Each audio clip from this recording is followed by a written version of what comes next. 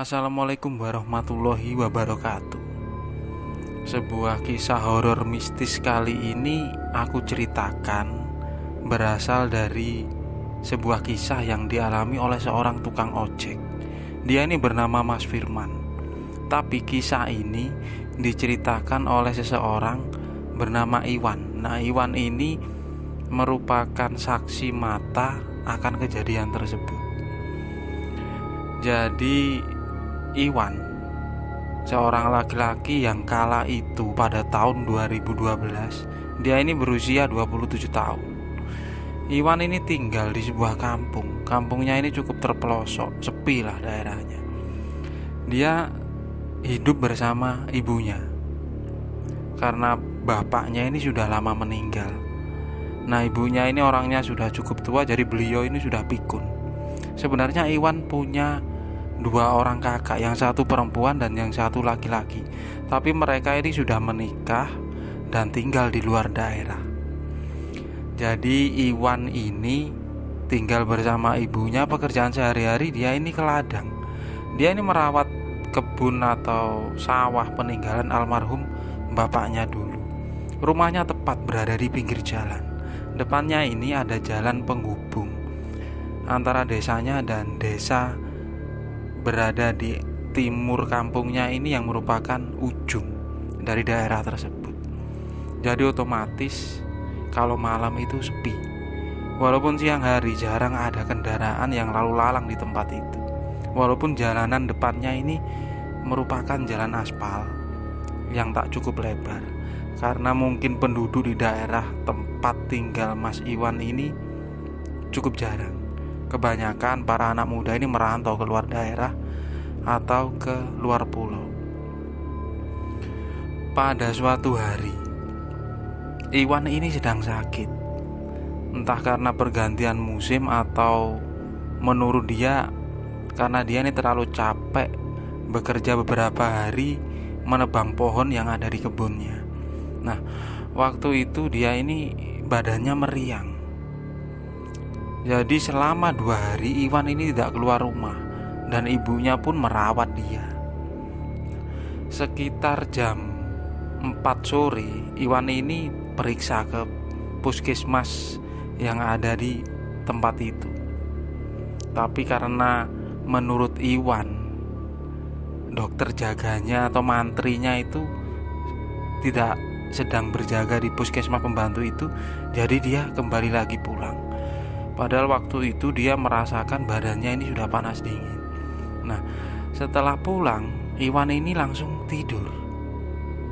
Jam 8 malam, dia ini tiba-tiba dibangunkan ibunya. "Wan, bangun Wan. Ibu sudah masak, sekarang kamu makan." Nah, padahal waktu itu Iwan baru saja makan, dan itu pun ibunya yang mengambilkan ke kamarnya. Nah, memang ibunya si Iwan ini, karena mungkin beliau sudah cukup tua, jadi beliau ini pikun atau sering lupa setelah melakukan suatu hal. Nah, karena waktu itu sudah terlanjur terbangun, jadi Iwan ini menuju ke teras rumah.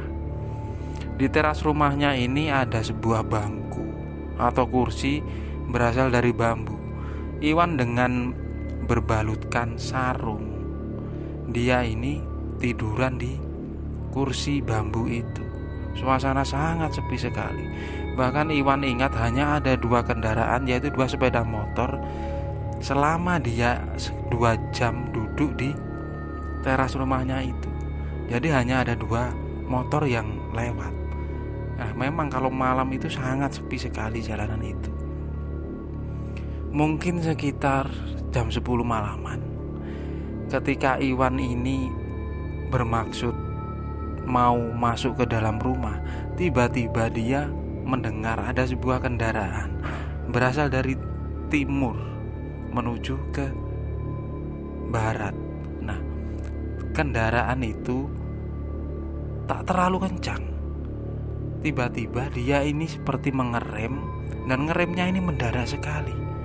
Iwan yang sedari tadi berdiri kemudian terkaget karena motor yang lewat di depan rumahnya ini tiba-tiba membanting setir ke arah kiri. Itu sangat jelas karena jarak dari Iwan berdiri hanya sekitar 7 atau 8 meter. Dan otomatis motor itu jatuh ke bawah dari jalan itu. Yang di bawahnya itu ada sebuah sungai kecil yang mungkin kedalaman dari jalan sekitar 5 atau 6 meter.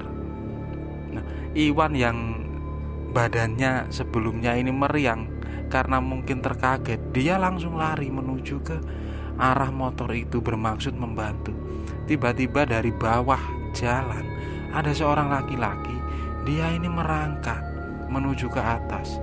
Tapi ketika Iwan bertanya kepada lelaki itu, "Mas, kamu gak apa-apa tak?" Tapi lelaki itu hanya diam. Dia terus mondar-mandir sambil seolah-olah dia mencari sesuatu. Iwan ini langsung menepuk pundak dari lelaki itu. "Hei mas, kamu gak apa-apa tak?" Seolah-olah lelaki tadi tercengang. Kemudian dia bertanya kepada si Iwan, "Mas, orang yang aku tabrak tadi kemana?" Dan dia ini terus mondar-mandir sambil menengok ke kanan ke kiri. Iwan ini kemudian bilang, "Kamu nabrak siapa? Dari tadi aku di depan rumah, gak melihat ada orang di sini." Tapi lelaki yang jatuh tadi terus ngotot kepada Iwan, "Aku tadi ngelihat ada orang nyebrang mas, dan itu bukan hanya satu orang. Itu makanya aku tadi ngerem, dan aku yakin yang belakang tadi ada seorang laki-laki. Dia ini aku tabrak. Mungkin terserempet makanya sampai aku jatuh ke bawah." Dan waktu itu Iwan langsung menuju ke pinggir sungai itu karena dia bermaksud menengok di mana motornya. Dan beruntungnya motor si lelaki tadi itu gak sampai jatuh ke sungai. Masih dia ini bersandar di sebuah pohon mangga yang memang dia ini tumbuh di atas sungai di tebing dari jalan itu. Nah, setelah beberapa saat kemudian Iwan ini menggandeng lelaki itu. "Ya sudah mas, kamu tenangin diri dulu. Ayo masuk ke rumahku." Nah, Iwan itu menggandeng lelaki tadi. Dan ternyata lelaki tadi baru merasa kalau kaki kanannya ini sakit. Setelah celananya ini sedikit diangkat, ada beberapa luka yang mengeluarkan darah. Lelaki itu kemudian duduk di teras rumahnya si Iwan. Iwan pun mengambilkan segelas air minum, kemudian bilang kepada lelaki itu tadi, "Mas, kamu tenang di sini, jangan kemana-mana. Aku cari bantuan dulu buat ngangkat motormu." Tapi lelaki itu tadi bertanya lagi kepada si Iwan, "Mas, benar gak tahukah tadi aku ini nabrak orang?" Tapi Iwan ini kemudian menjawab, "Sudah mas, kamu tenang di sini. Kamu duduk di sini. Aku panggil temanku dulu." Iwan pun berjalan menuju ke beberapa rumah tetangganya. Dan sekitar beberapa menit kemudian Iwan ini kembali lagi dengan 2 orang lagi yang cukup tua. Itu merupakan tetangga si Iwan. Nah, di situ akhirnya Iwan menjelaskan tentang kronologi tentang kejadian tadi. Kemudian salah satu dari bapak-bapak itu kemudian mengajak Iwan dan temannya menarik motor dari lelaki tadi. Setelah cukup lama, akhirnya motor ini bisa diangkat dan dibawa ke rumahnya si Iwan. Setelah dicek, motornya ini cukup ringsek di bagian depan, tapi masih bisa dinyalakan. Kemudian si lelaki tadi diajak masuk ke dalam rumahnya si Iwan ditemani oleh 2 bapak-bapak tadi. Di situ kemudian dia ditanya tentang alamatnya, terus karena mereka ini belum pernah melihat lelaki tadi, dan dia memperkenalkan diri bernama Firman, tinggal di sebuah desa yang berada di bawah sana, dan dia ini bekerja sebagai tukang ojek. Nah, memang ada sebuah tempat jalan besar yang dilalui bus kota, dan di situ biasanya si Firman ini mangkal. Dan pada waktu itu dia ini mendapat seorang penumpang laki-laki. Dia baru bekerja dari kota. Dan waktu itu dia ini minta bantuan si Firman ini untuk mengantarkan ke rumahnya.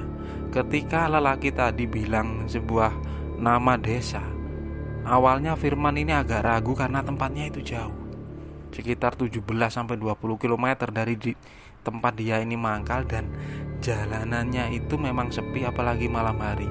Tapi si lelaki tadi bilang dia akan memberi ongkos lebih. Kemudian Firman mengantarkan lelaki itu tadi ke desa yang paling ujung dari daerahnya si Iwan. Nah, ketika sampai mengantar penumpangnya tadi, Firman ini langsung bermaksud kembali ke tempat pangkalan ojeknya karena dia ini biasa narik ojek di malam hari. Nah, menurut cerita Firman, setelah dia keluar dari desa penumpangnya itu, dia ini melewati sebuah persawahan. Nah, persawahan ini sebelum kampungnya si Iwan itu. Jadi kedua desa ini dipisahkan oleh gang-gangan atau tempat yang disebut bulak atau daerah yang tanpa ada rumah. Di situ kanan kiri jalan itu merupakan persawahan. Ketika itu Firman ini bercerita kalau dia ini sempat melihat ada sosok laki-laki, badannya itu jelas, cuma berwarna hitam. Dari sekitar jarak 10 meter, lelaki itu hanya berdiri di pinggir jalan. Nah, waktu itu si Firman itu sempat berhenti karena mikir, apa ini begal? Karena di daerah itu beberapa tahun sebelumnya itu terkenal sering terjadi pembegalan. Nah, si Firman ini kemudian memberanikan diri. Kalau dia sampai berada di tengah jalan, Firman ini akan menabraknya karena tidak ada pilihan lain waktu itu. Si Firman pun kemudian mulai mendekat. Nah, ketika dekat, sosok lelaki itu tiba-tiba menghilang. Nah, Firman pun mulai lega, kemudian dia melanjutkan perjalanan. Tapi yang aneh, menurut Firman, setelah melewati bayangan lelaki yang menghilang tadi, sepanjang perjalanan itu dia merasa sebuah keanehan, yaitu ada bau. Baunya ini cenderung ke amis, dan terkadang itu sangat tercium amis sekali. Firman pun memberanikan diri, dia terus meyakinkan dirinya, mungkin ini hanya perasaanku saja. Tetapi ketika motor yang dikendarai si Firman mulai masuk ke kampungnya Iwan itu, bau itu tiba-tiba lenyap. Perasaan mulai lega, dan karena sudah merasa dia ini berjalan di area kampung, jadi si Firman ini mulai berani, pikirannya kembali lagi tenang. Tetapi tepat ketika dia mau melintasi jalan yang berada di depan rumahnya si Iwan, dari kejauhan tiba-tiba muncul beberapa orang yang mungkin karena agak jauh, tapi itu terlihat dengan jelas. Tapi mukanya memang menurut cerita si Firman ini dia tidak tahu. Tapi dengan jelas beberapa orang itu menyeberang dari arah selatan, seolah-olah menuju ke arah utara, ke arah rumahnya si Iwan itu. Karena jaraknya itu sudah dekat, jadi si Firman ini hanya bisa mengerem, karena waktu itu dia memang bicara kalau kendaraannya ini cukup laju. Tapi tiba-tiba muncul seorang laki-laki tepat di depan motornya. Dan akhirnya si Firman membanting ke arah kiri. Dan waktu itu dia ini jatuh, kemudian motor dan dirinya ini berada di sisi jalan sebelah kiri yang memang di bawahnya ini merupakan sungai. Yang menurut Firman dia sempat terkena knalpot dari motornya dan tertindih. Tapi karena saking paniknya, kemudian dia ini merangkak naik dan mencari siapa yang dia tabrak waktu itu. Dan kejadian itu pun dibenarkan oleh si Iwan. Nah, menurut cerita dari salah seorang bapak-bapak yang ikut membantu si Firman tadi membantu mengangkat motornya. Kemudian beliau ini bercerita. Jadi ketika beliau ini kecil, cerita tentang beberapa orang yang melewati jalan itu dari arah selatan menuju ke utara, melewati samping rumahnya si Iwan ini memang benar. Kemudian tiba-tiba ibunya si Iwan ini, yang beliau ini memang sudah tua dan sudah memang pikun, muncul dari arah dalam rumahnya si Iwan. Beliau seolah-olah mendengarkan percakapan itu dan kemudian beliau ini menyambung, "Kamu tadi gak nabrak manusia, Li. Yang kamu tabrak itu jin." Spontan si Firman dan si Iwan ini kaget, tapi tidak dengan dua orang bapak-bapak tadi. Cerita itu pun akhirnya dilanjutkan oleh seorang bapak-bapak tadi. Jadi di samping rumahnya si Iwan itu ada jalan setapak. Jalan itu menuju ke arah atas. Di sana ada sebuah bukit, dan di atas bukit itu ada sebuah kuburan yang hanya ada satu kuburan. Menurut cerita dari penduduk kampungnya si Iwan itu merupakan makam keramat. Beliau adalah leluhur dari mereka yang ceritanya itu orang yang pertama kali membabat alas di daerah itu untuk dijadikan perkampungan. Dan mungkin pernah juga ada cerita kalau di atas sana itu ada kampung jin. Jadi kalau malam itu terkadang ada aktivitas, dan menurut bapak-bapak tadi aktivitas mereka itu seperti manusia. Kadang ada yang ke pasar, kadang ada yang jalan, dan tempat jalanannya itu tepat berada di rumahnya si Iwan nih, atau di samping rumahnya si Iwan menuju ke arah selatan, yang di sana kalau pandangan manusia hanya ada persawahan dan sungai, setelah itu merupakan perbukitan. Mungkin yang ditabrak atau yang dilihat oleh si Firman tadi adalah sosok-sosok gaib yang mereka sedang berjalan menuju ke sebuah tempat. Tapi menurut dari ibunya si Iwan, kenapa si Firman tadi bisa melihat sosok itu? Karena sebelumnya dia sudah mengalami gangguan ketika perjalanan pulang dari mengantarkan seorang penumpang tadi, yaitu sosok laki-laki yang seolah-olah berdiri di pinggir jalan, dan mungkin dia ikut dalam kendaraannya si Firman ini dan entah turun di mana. Dan waktu itu akhirnya karena kendaraannya si Firman ini takutnya bermasalah di jalan, jadi si Iwan menawarkan untuk agar si Firman ini menginap malam itu di rumahnya. Dan ada sedikit paksaan dari kedua bapak-bapak tadi.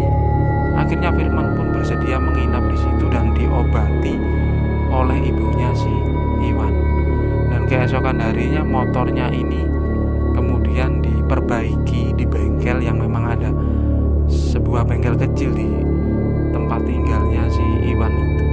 Nah, menurut cerita Iwan, setelah beberapa bulan si Firman ini ternyata kembali lagi bersama anak dan istrinya dengan membawa beberapa oleh-oleh yang tidak disebutkan oleh si Iwan sebagai ucapan terima kasih. Di situ pun dia menceritakan kalau dia beruntung karena ditolong oleh Mas Iwan dan ibunya serta dua orang warga tempat itu. Jadi mereka ini sering berkomunikasi dan seolah-olah mereka ini menjadi saudara. Ketika si Iwan berjalan ada keperluan turun ke kota, dia selalu mampir ke rumahnya si Firman ini. Itulah sebuah kisah yang dialami seorang tukang ojek pada tahun 2012 bernama si Firman, dan diceritakan oleh Mas Iwan. Memang kita tidak akan tahu tentang apa yang akan terjadi nanti atau esok hari, karena hari apes itu nggak ada di kalender.